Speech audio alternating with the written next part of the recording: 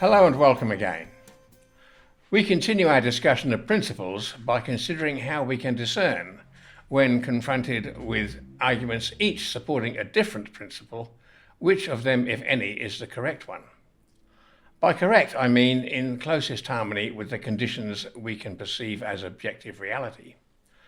Solipsists will argue that objective reality is technically unprovable, because each person can only be certain of one fact, their own existence, via their consciousness.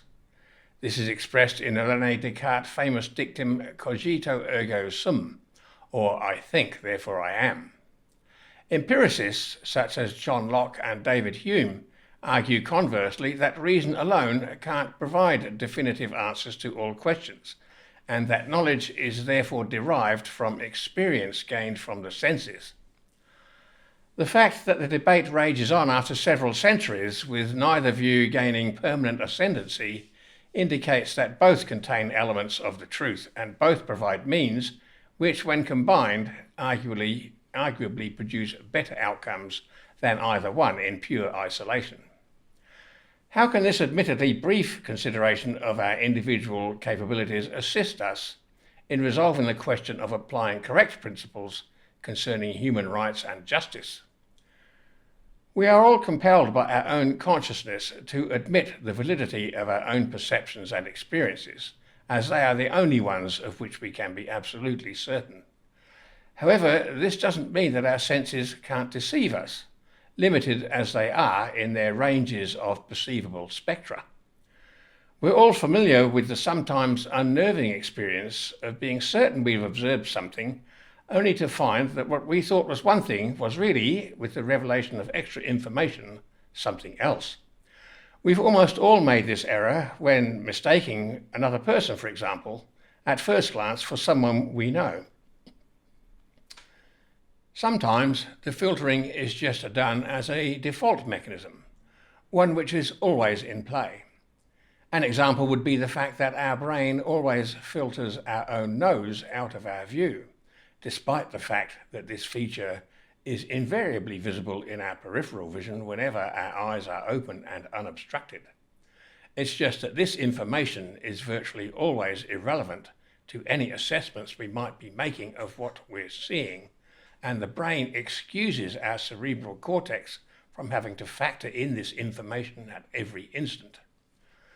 While we can only be absolutely certain that we each perceive, even allowing for error, we can determine by communicating with others that they also, in a great many examples, perceive the same things as ourselves. We do this by comparing our perceptions with each other. When we discover that it's convenient to each give the same names, with limited exceptions to colours or animals, or virtually all natural phenomena we observe. These comparisons are what enable us to make moral judgments, for instance. When we perceive that certain actions, if done to us, cause pain or loss, with the concomitant emotional responses, we can confirm with others that they experience the same outcomes to a greater or lesser degree in the same circumstances. By such methods, we are able to formulate codes of behaviour that are acceptable to the community in general, and formulate laws with the aim of ensuring harmonious relationships between individuals, even if they are unknown to each other before chance encounters occur. When these general rules are held to by mutual consent, we regard them as natural, or being in accord with the natural order of things as perceived by those with what we term normally functioning senses. However, we see that the population is divided into an almost infinite number of factions of people with differing ideas about what laws ought to be in force. The most primitive way of settling such disputes is by resorting to violence.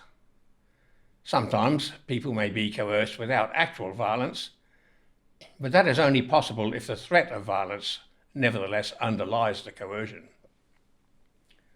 There's only one way to resolve such differences without initiating violence, and that is for the population in the aggregate to reject any proposals for the administration of justice or the law to be by coercive means. In practice, this means that as a general rule, laws or rules must be proscriptive, not prescriptive. They must have as light a touch on the activities of the population as possible. They must consist of as short a list as one can devise of things that one is not allowed to do, rather than a burgeoning list of activities one is compelled under threat of violence to undertake. Only by using this format can all individuals be brought under the one umbrella of shelter under the law. Once it is accepted that some members of the community have the power to compel others to do things or carry out instructions under threat of punishment, even if by not complying they cause no harm or loss to anyone, then there no longer exists the equality of status that natural law demands. Some individuals will have usurped power. It is important to state that it is impossible to usurp authority. Authority either exists by universal consent, or one is only talking about power, a completely different concept. This is where Magna Carta 1215 complies with natural law. It grants no authority or power to any one individual. In disputes about law, the issue is always decided by a jury of the people, preferably in the area or locality where the offences are alleged to have occurred. The concept that one individual, no matter how learned, has by virtue of their office the arbitrary power to determine the fate of another individual is an abomination of law.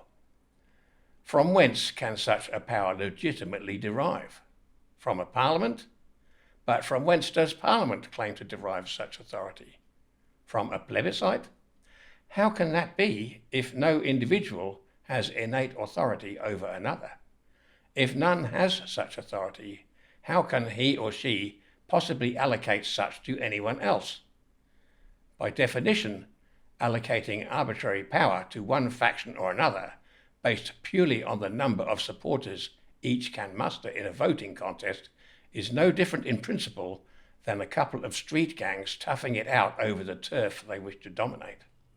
The principle is exactly the same. The only difference is in how long is the interval between the first varying opinions being voiced and when the issue finally devolves into physical conflict, for that is the inevitable result of trying to settle differences of opinion by resorting to coercion, underlaid as it always is by the threat of violence. Trying to put a gentlemanly face on it by dressing parliamentary, regal and vice-regal representatives in fancy costumes and expensive suits does nothing to change the principle involved. Such artifices serve only to blind and confuse the unthinking, who, failing to recognise and acknowledge their innate rights, which are already upheld by the law of the land, instead opt only for one of the two versions of authoritarianism placed before them. In doing this, they delude themselves in hoping that whichever one of these factions gets into unlawful power will somehow miraculously reverse their long-held practice of lying about every topic that ever comes up for discussion, then breaking whatever promises they made to get themselves elected. In the comments box is a link to an excellent discussion by Larken Rose on the cognitive dissonance that everyone who votes in an election must choose to undergo. I cannot recommend this talk highly enough and urge all to listen to it and start on the path to freeing themselves from this collective insanity. Some will argue that there has to be some form of government, but when pressed properly, cannot sustain such arguments. The fact of the matter is that there is no need for government as we currently define it. All that is necessary is for people to understand their true rights, the simple concepts of natural law, and the administration of justice by placing control of the law in the hands of the people via the trial by jury system. All the bureaucracies, the puffed-up hypocrisy of political power brokers, the myriads of laws prohibiting this or that harmless activity or compelling this or that nonsensical or harmful activity can be dispensed with.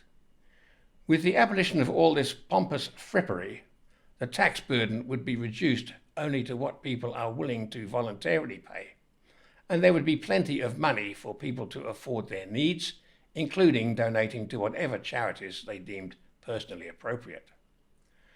In closing, it's necessary to debunk again one of the main planks or arguments of opposition to the rule of Magna Carta, that of the 1689 Bill of Rights.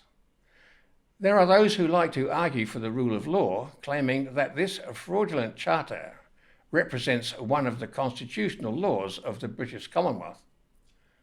Nothing could be further from the truth.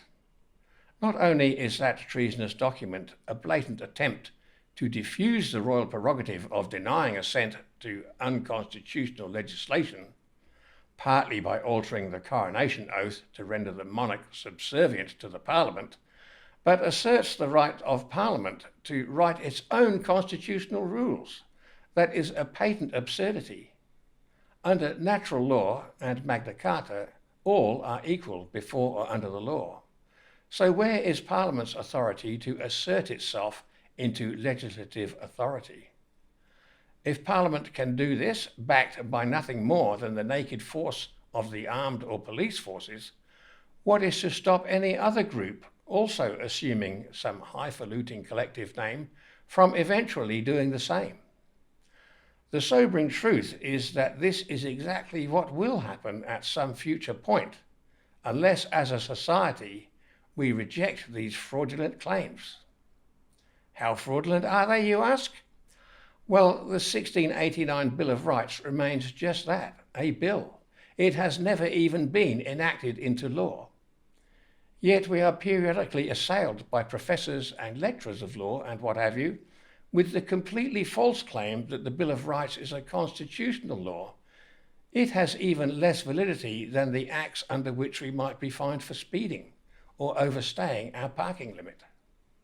As for providing the basis for the draconian 1901 Australian Constitution, issued under licence from the itself treasonous 1900 Parliament of Queen Victoria, anyone subscribing to the belief that this is a legitimate or lawful piece of work is just doubling down on their egotistical claims of knowledge about the law. The evidence is totally incontrovertible. Magna Carta 1215 remains the law of the land, the entire British Commonwealth, specifically at this time Article 61 of the same, and anyone who argues differently commits sedition and aids and abets treason. There are no more serious crimes because they can result in the complete destruction of a nation, and rightly remains in the case of treason a capital offence. Take heed, those who seek to line their pockets at the expense of the freedom of their fellow crown subjects and succeeding generations. The time of reckoning is coming. Thank you for watching.